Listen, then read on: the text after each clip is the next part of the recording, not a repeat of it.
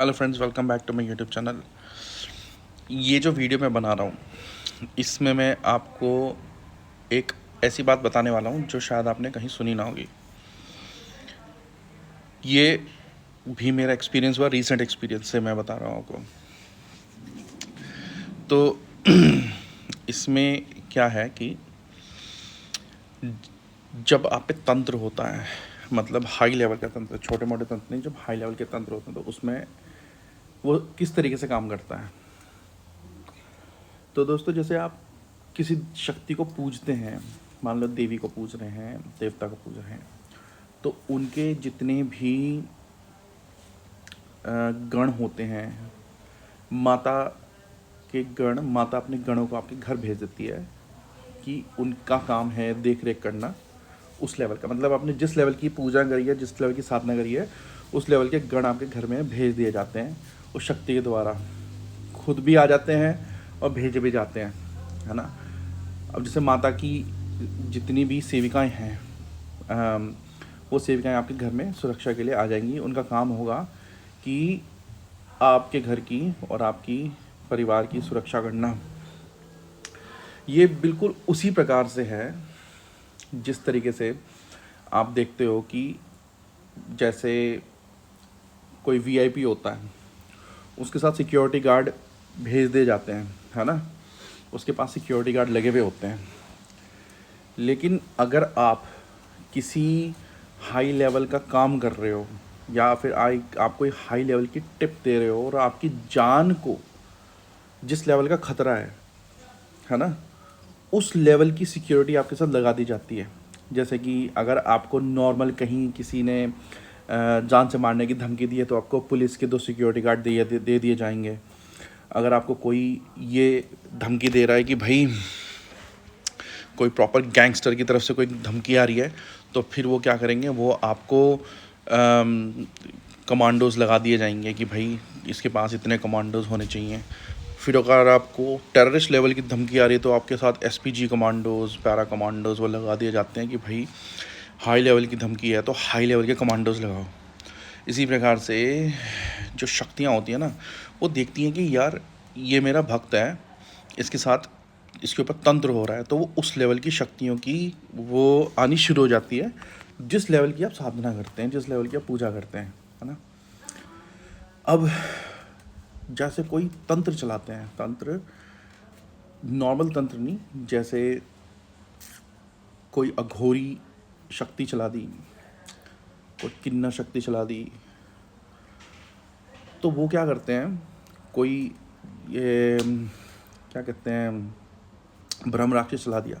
ये लोग क्या करते हैं, ये जो शक्ति आपके घर में आई हुई है ना, उनका वशीकरण कर देते हैं, उन्हें उनका पोजेशन होता है। जिस तरीके से इंसानों का पोजेशन हो जाता है ना, कि जैसे आपने देखा होगा फिल्मों में कि भाई जो इंसान है उनके ऊपर जैसे पोजेशन हुआ, उनकी आँखें बदल गई और वो उस चीज़ के अंडर आके अपने आप को हार्म कर रहे हैं, अपने आप को पीट रहे हैं, या जो भी कुछ हो रहा है वो चीज़ उनके अंदर घुस के करा रही है। बिल्कुल वैसा ही पोजेशन उन सेविकाओं का भी हो जाता है जब ऐसी शक्तियाँ, शमशान की ऐसी शक्तियाँ चलाई जाती हैं जो आपके घर में घुसती हैं। वो इन सब का वशीकरण कर देती हैं, वशीकरण और पोजेशन कर देती हैं। मतलब आपके कुल देवी देवता के जो गण होंगे, जो कुल देवता होंगे, आपके पितृ होंगे, और जो जिस देवी देवता का आप मानते हो उनकी जो सेविकाएँ आई हों, उन सबका पोजेशन हो जाता है यार, बहुत तगड़े वाला पोजेशन। मतलब कि वो अपने कंट्रोल से बाहर चली जाती हैं। और जब वो सारी चीज़ें पोजेस्ड हो जाती हैं उस शक्ति के आगे, ब्रह्म राक्षस या किन्नर शक्ति या अघोरी शक्ति, तब वो अपना काम करती है, आपको उजाड़ने का, आपको बिगाड़ने का हर काम करती है, क्योंकि बीच में नहीं तो वो सारी सेविकाएं आएंगी आपकी रक्षा के लिए। तो भाई फिर ऐसे में उस तंत्र को काटना बड़ा मुश्किल हो जाता है। मतलब जब जब पोजेशन रहेगा उन शक्तियों पे, तब तब वो आपका नुकसान करेंगी, और जैसे पोजेशन हटेगा वो फिर आपकी सुरक्षा करेंगी, जिस तरीके से इंसानों के साथ होता है। पोजेशन 24 घंटे नहीं रहता, एक उसका सर्टेन टाइम लिमिट रहता है ना। जिस तरीके से इंसानों पे भी अगर किसी पे पोजेशन हुआ है तो वो 24 घंटे पोजेशन नहीं रह सकता, 24 घंटे रह नहीं सकता, इंसान की मौत हो जाएगी, तो वो चीज़ भी मर जाएगी जो पोजेस कर रही है, वो उसको भी उतनी प्रॉब्लम होगी। तो वो हर टाइम पोजेशन नहीं कर सकती, हर टाइम बॉडी को कंट्रोल करके नहीं रह सकती। वो इतना कर सकती है कि उस इंसान का दिमाग ख़राब कर दे कि वो फिर आदमी पागल हो जाए, फिर वो आपको लगेगा ये हर टाइम पोजेस्ड है, वो पोजेस नहीं, पागल हो गया। लेकिन पोजेशन जो होता है वो एक सर्टेन टाइम फ्रेम के लिए पोजेशन होता है, तो उसके बाद उसे हटना पड़ता है ना। उसी प्रकार से जो शक्तियाँ होती हैं, अदृश्य शक्तियाँ होती हैं, इनका भी पोजीशन होता है, लेकिन इनका भी पोजीशन 24 घंटे नहीं रह सकता। तो वो हटता है, चढ़ता है, हटता है, चढ़ता है, हटता है। जिस टाइम पे पोजीशन रहेगा उन शक्तियों पे, उस टाइम पे वो जो अघोरी शक्ति आपके घर में घुसाएगी वो अपना काम करेगी, और जैसे वो पोजीशन हटेगा वो अघोरी शक्ति हट जाएगी और वो शक्तियाँ वापस अपना काम करेंगी। तो इसी वजह से क्या होता है कि जैसे आप तंत्र मार्ग में हो या आप साधना मार्ग में हो, तो आपका नुकसान तो होता है लेकिन फिर बच जाते हो, नुकसान होता है फिर बच जाते हो, नुकसान होता है फिर बच जाते हो। लेकिन उस लेवल का नुकसान नहीं हो पाता जिस लेवल का नुकसान के लिए उसे भेजा गया था। ठीक है, तो ये भी मेरा भी बहुत रीसेंट एक्सपीरियंस है। मेरे को ये चीज़ें समझ में आई कि ये क्या हो रहा है ना। फिर इसमें क्या होता है, इसकी काट के लिए भी एक जो शक्ति लगाई गई है, जो शक्ति आई है, वो सामने नहीं आती। वो ये नहीं बताएगी कि मैं ये हूँ, मैं अघोरी हूँ, मैं ब्रह्म राक्षस हूँ, वो कभी नहीं बताएंगे, क्योंकि जैसे वो बताएंगे उसका इलाज वैसे ही हो जाता है ना। तो इलाज इन द सेंस क्या है, जब ऐसी कोई शक्ति चल के आती है आप उसके साथ फाइट नहीं कर सकते। आप कितने भी बड़े धुरंधर हो, कितना भी बड़े आपने शक्तियाँ करी गई हैं, भाई जो अघोरी आया है, जो किन्नर आया है, जो ब्रह्म राक्षस आया है, उसने तो पता नहीं कितने हज़ारों साल से तपस्या कर रखी है यार। तुम्हारी तो कुछ सालों की तपस्या है, तुम कैसे भिड़ोगे उससे। तो उसमें क्या होता है कि अगर वो चीज़ आई है, उसके आगे नतमस्तक होके आप सर झुका दो कि भाई आप बहुत बड़ी शक्ति हो, आप भी उसी शक्ति को पूज रहे हो जिस शक्ति को मैं पूज रहा हूँ। आप भी महाकाली के भक्त हो, मैं भी महाकाली का, भैरव का भक्त हूँ, शिव के भक्त हो, मैं भी शिव का भक्त हूँ। तो आप हमारे पर ये क्यों कर रहे हो आप, मतलब फिर उनसे विनती करी जाती है। फिर अगर उनकी विनती स्वीकार हो गई, और ये काम आपकी उस चेतना में होता है जो, जैसे कि अभी ये हम जागे हुए हैं ना, इसमें नहीं होगा ये, आपको ये सारी चीज़ें नहीं दिखेंगी। ये तब होगा जब आप सोओगे ना, तो तीन फेजेस होते हैं जब आप सोते हो। एक होता है कि जब आप लेटते हो तो आपने आंख बंद करी और आपको धीरे धीरे नींद आ रही है, ठीक है। अब उस स्टेज से फुली अनकॉन्शियसली सोने में ये 3 स्टेजेस होती हैं। एक तो आप फुली अवेयर हो जब आप सो रहे हो, और फिर आप अवेयरनेस से अनअवेयरनेस के बीच की स्थिति में आते हो, जिसे ध्यान मार्ग में समाधि मार्ग बोलते हैं, समाधि लगती है जैसे, है ना। उसमें आते हो, उस सिचुएशन में। उसके बाद आप डीप स्लीप में आते हो, जब आप बिल्कुल ही कॉन्शियसली आप आउट हो जाते हो। तो जब आप समाधि मार्ग में आते हो ना, जब आपका ब्रेन फुली कॉन्शियसनेस से सब कॉन्शियसनेस की तरफ जा रहा है और बीच में आके वो समाधि मार्ग लग गई है, वो कई बार आपके सोए में भी हो जाता है, उस स्थिति में पहुंच जाते हो। वहाँ पर ये सारी चीज़ें आपको आपके साथ होती हैं, आपके साथ घटती हैं, आपको दिखता है। क्यों, किस लिए दिख रहा है कि जिस शक्ति की आपने साधना करी है ना, वो आपको उस स्थिति में लाके उस स्थिति में लाके उस शक्ति के साथ आपका आमना सामना करवाएगी जो आपके ऊपर लगाई गई है। अब आप उसके साथ फाइट भी कर सकते हो, क्योंकि वो भी उतनी ही पावरफुल है वहाँ पे जितने पावरफुल आप हो। यानी कि आपके पास भी उतनी ही पावर है और उसके पास भी उतनी पावर है। आपकी जो शक्तियाँ हैं ना, वो आपके साथ, जैसे आपका कोई दोस्त खड़ा है, कोई खड़ा है और आप सारे भिड़ रहे हो उससे, ये आपको दिखेगा ना, वो एक्चुअली आप उस चीज़ के साथ भिड़ाई कर रहे हो जो चीज़ आप पे छोड़ी गई है ना। तो आपकी फुल फाइट चलेगी उसमें, उसके पास भी उतनी पावर है और आपके पास भी उतनी पावर है। अब ये बराबर की फ़ाइट है। ये आपकी शक्तियाँ करती हैं ये काम। जिनके पास ये शक्तियाँ नहीं होती ना, तंत्र जैसे बड़ी उग्र शक्तियाँ नहीं होती, तो वो ये स्थिति में नहीं पहुंच पाते, तो उनके साथ नुकसान, उनका बहुत ज़्यादा नुकसान होता है। जिनके पास होती हैं हाई लेवल की, वो आपको उस स्थिति में लाके कहेंगे अब फाइट कर इसके साथ, फिर फाइट। तो जब आपकी फ़ाइट होगी तो फाइट में वो चीज़ जो आपके ऊपर लगाई गई है, अगर उसने देख लिया कि भाई ये भी हाई लेवल का है, तो फिर वहाँ पे होता कॉम्प्रोमाइज़। कॉम्प्रोमाइज़ क्या होता है? कॉम्प्रोमाइज़ दो तरीके से होता है। एक तो ये होता है कि आप उसके साथ फाइट करते करते आपने अपनी पूरी कैपेसिटी दिखा दी, जिसका उसे वो अवेयरनेस नहीं थी कि भाई इसकी इतनी कैपेसिटी है कि ये मुझे देख भी रहा है, मुझसे फाइट भी कर रहा है। तो फिर मरना तो किसी को भी पसंद नहीं है ना। तो फिर वो क्या करेंगे? वो कहेंगे ठीक है भाई, इसको यहीं रोकते हैं, मुझे नहीं पता था। फिर आपकी कॉन्वर्जेसन होती है कि भाई मेरे को क्यों, आप यहाँ पे क्यों आए हो, ये वो। फिर वो कहेंगे भाई ठीक है, आज के बाद नहीं होगा। दूसरा ये कि आप उसमें जाके उनको सरेंडर कर दो कि आप तो देवी देवता के स्वरूप हो, और ये वो आपकी शक्तियाँ आपको उस टाइम पे अवेयर कर देंगी कि भाई सरेंडर कर दे यहाँ पे। तो जैसे ही आप सरेंडर करोगे ना, तो वो जो शक्ति आई है जिसको आपके भेजा गया, चाहे वो ब्रह्म राक्षस है, चाहे वो अघोर शक्ति है, जो भी शक्ति है ना, अगर वो इस लेवल की शक्तियाँ हैं